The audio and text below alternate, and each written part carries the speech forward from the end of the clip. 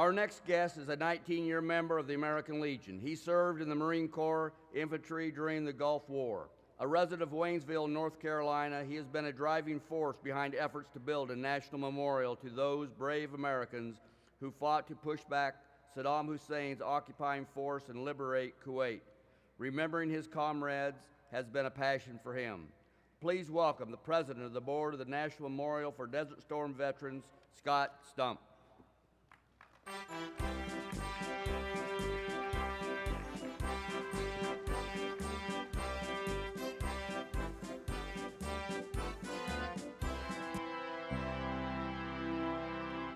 Good morning, Mr. Commander, fellow Legionnaires. I just wanted to verify one thing or correct one thing. I'm a 23-year member rather than 19.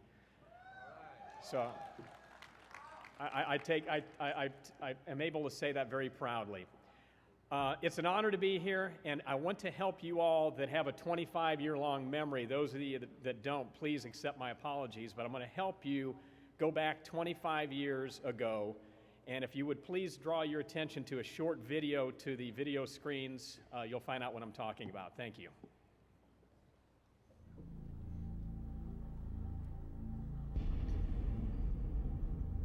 In the early morning hours of August 2nd, following negotiations and promises by Iraq's dictator, Saddam Hussein, not to use force, a powerful Iraqi army invaded its trusting and much weaker neighbor, Kuwait.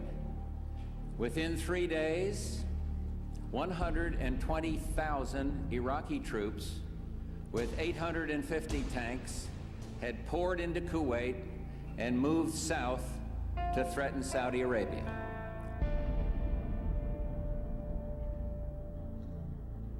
At my direction, elements of the 82nd Airborne Division, as well as key units of the United States Air Force, are arriving today to take up defensive positions in Saudi Arabia. No one, friend or foe, should doubt our desire for peace, and no one should underestimate our determination to confront aggression. Our objectives in the Persian Gulf are clear, our goals defined and familiar. Iraq must withdraw from Kuwait completely, immediately, and without condition. These goals are not ours alone.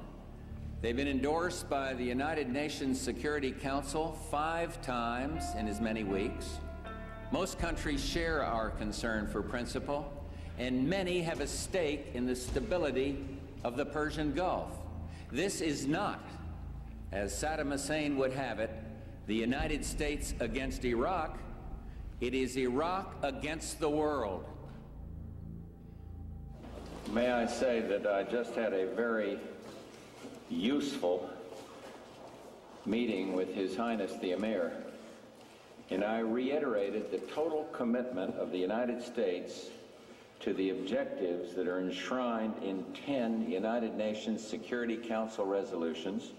We agreed on the desirability that these objectives be realized peacefully.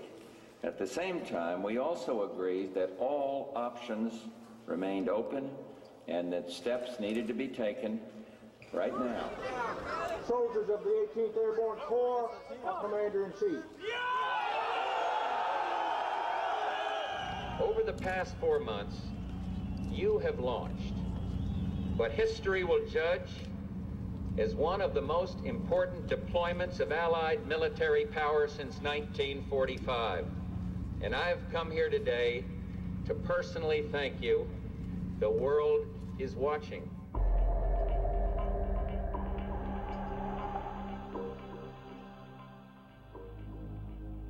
I've spoken with the Secretary of State, Jim Baker, who reported to me on his nearly 7 hours of conversation with the Iraqi Foreign Minister, Tariq Aziz.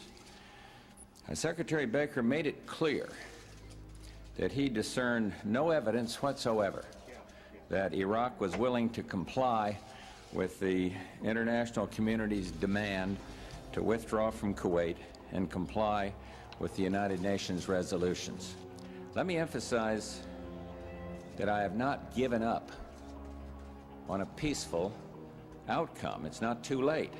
The choice of peace or war is really Saddam Hussein's to make.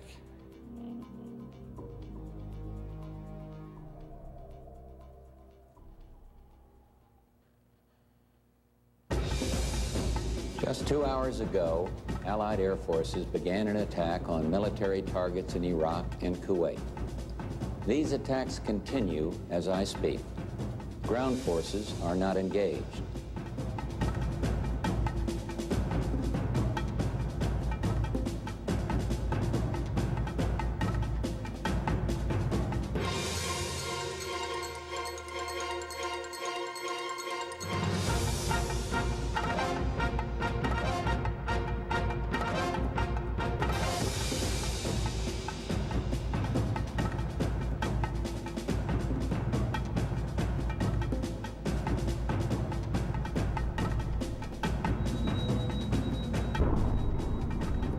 Israel is not a participant. Israel is not a combatant. And this man is elected to launch a terroristic attack. When the Soviet Union made such a strong statement, that was very reassuring. And we are in close touch with our coalition partners. And this coalition is not going to fall apart. Now, with remarkable technological advances like the Patriot missile, we can defend against ballistic missile attacks aimed at innocent civilians. I have therefore directed General Norman Schwarzkopf, in conjunction with coalition forces, to use all forces available, including ground forces, to eject the Iraqi army from Kuwait. The liberation of Kuwait has now entered a final phase. I have complete confidence in the ability of the coalition forces swiftly and decisively to accomplish their mission.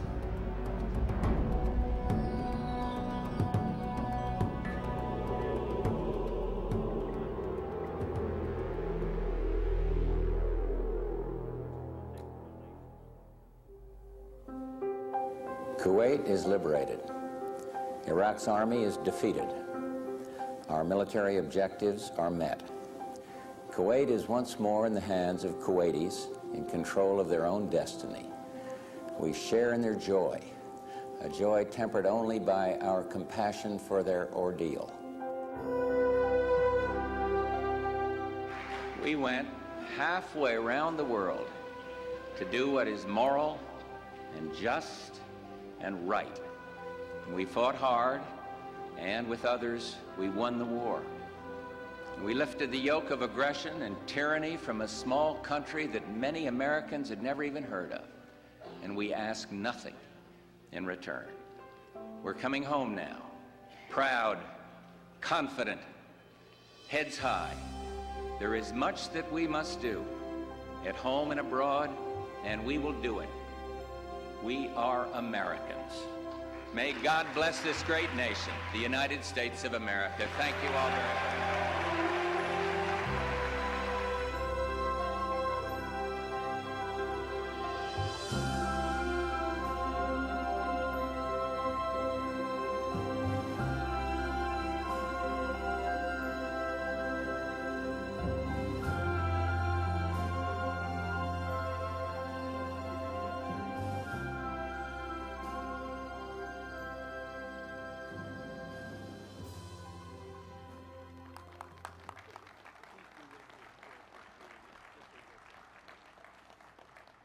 Thank you, ladies and gentlemen. I hope that that brings back some memories. I hope that it also reminds you what an uncertain time it was back in 1990 and 1991. And if you remember right, many in the world press were predicting a swift American defeat with tens, if not hundreds of thousands of casualties. It was far from the layup that a lot of people look at it now in perspective. And you know, the unfortunate part, and part of the driving action for me to initiate this effort, was the fact that many people have relegated Operation Desert Shield and Storm to a mere footnote in history. I felt that that was not accurate or representative of what was accomplished or how important that it really truly was. There are many reasons for this memorial. I just want to highlight several of the top three here briefly for you this morning. First and foremost, we have to absolutely remember the almost 300 Americans who paid the ultimate sacrifice, and 15 of those, by the way, were ladies. We cannot let them be forgotten. Secondly, we had over 600,000 Americans deploy and serve. 50 years from now, 100 years from now, that service, that sacrifice needs to be remembered for posterity and for future generations. As you saw in the video, we liberated a country, Kuwait. And I know what some of you are thinking, probably the same thing I used to think, well, that's kind of nice, but really not that big of a deal. I used to think that myself until about 3 years ago at the Memorial Day parade up in Washington, D.C., where I had a group of young Kuwaiti kids come up to me and the group that I was with, and they came up and shook our hands. And they said something to me that hit me right between the eyes. They said, if it weren't for you Americans, right now we'd be Iraqis. And ladies and gentlemen, that's the equivalent to somebody saying that we could be Canadians, we could be Mexicans, we could be Colombians, what have you. It is a big deal. And it's also a big deal the way that it was accomplished, and hopefully the video reminded you of this. We did this with a coalition of 33 other countries from around the globe, different languages, different cultures. We got together and we accomplished a mission. Heck, right now we can't even get 34 states to agree with anything. Can you imagine 34 countries coming together and accomplishing something that changed the course of history, literally, and that's exactly what had happened. Last but not least, Operation Desert Storm was a turning point in our country's history. You see, our citizens finally came to the realization what a mistake and how deplorable it was, the way that some of our Vietnam veterans were treated when they were returned home. And I can honestly say, sincerely, that I hope that none of you in the room experienced that firsthand. But we came to the realization that that's something that could never be replicated, that it was wrong. Desert Storm allowed us to finally heal those wounds left over from Vietnam. And ladies and gentlemen, I absolutely believe that if it were not for those lessons learned in Operation Desert Storm, I don't believe that our men and women who have been serving since 2001 in the War on Terror, or who currently serve, I don't believe that they would be treated with the level of dignity and respect that they absolutely deserve if it were not for those lessons learned. And the last thing I'm going to say about the Vietnam connection, and there are many, we were only 15 years removed from the fall of Saigon, many Vietnam connections. A lot of people around the country will say to me, well, Scott, you know, the reason why Operation Desert Storm was such a rapid and resounding success is because the Iraqis were so bad. As a Marine Corps infantryman, ladies and gentlemen, I don't agree with that one iota. I don't believe they were that bad. I believe we were that good. And the reason we were that good is because all of our leaders were Vietnam veterans.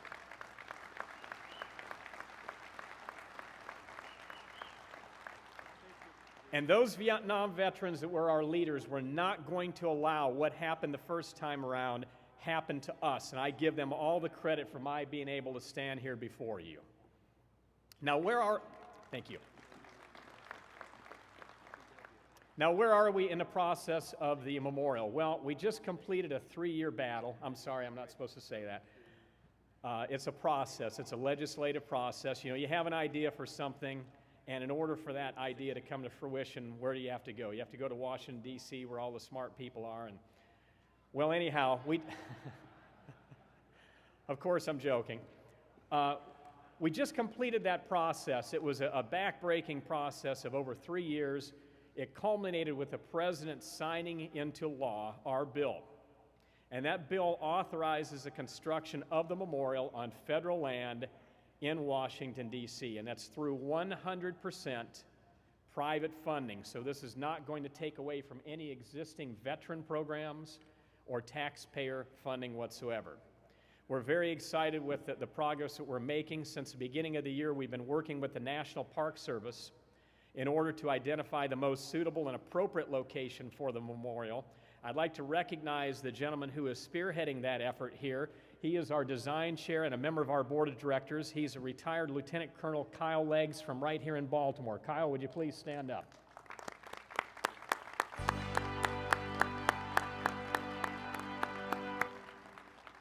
So we're very excited with the progress that we've made, but we know that we've got a ways to go.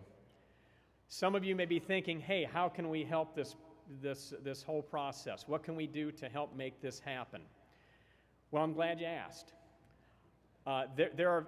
We have a capital campaign that has just kicked off. We have a $25 million budget that we're working with to make this memorial happen. And we plan to raise those funds during this 25th anniversary year, which started on August 2nd and will run to next August 2nd. So we have a short window of time that we want to operate with this. The goal for the entire project, some of you may think this is a little bit ambitious, but we have a 36-month window of time that we're looking to do this. We don't want to draw this out, make this a long-term job any more than it already has. It's already been almost 5 years for me. But we want to get in and we want to get this done. We realize that there are some things that are out of our control in dealing with the various commissions and with the federal government to do this. However, those are our intentions. And I would really like to offer up to you the opportunity to partner. We can't do this alone and we need your help. You know, a lot of people, you'll talk about $25 million, and I've said this before, and people say, well, gosh, Scott, that is a huge financial hill to climb. And I want to put something in perspective here. In 1919, the city of Kansas City raised $2.5 million in 10 days for the World War I memorial. Now that's equivalent to $34 million in today's money.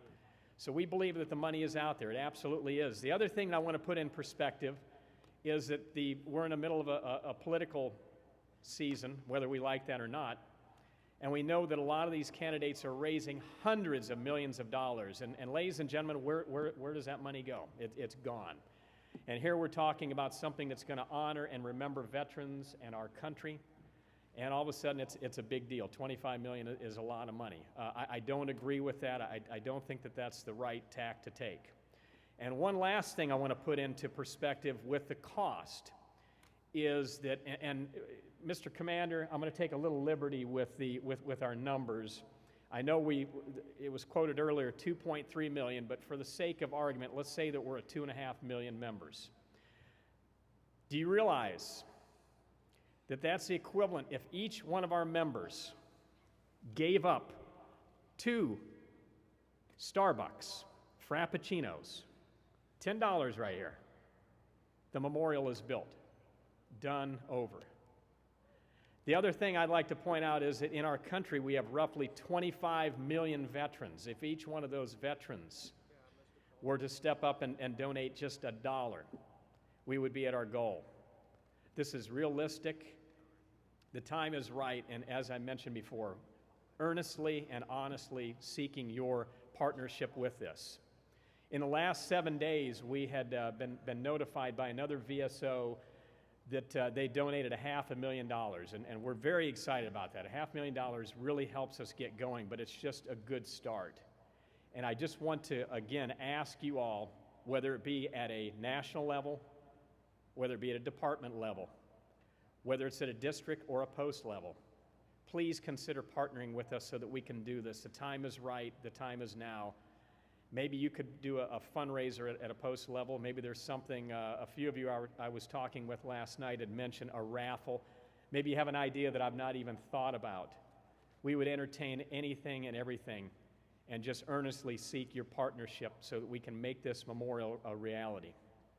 I want to thank you all for your attention. Thank you for the opportunity to speak before the greatest veterans organization in the world. God bless you all. Have a great rest of your meeting, and safe travels to you all. Thank you so much.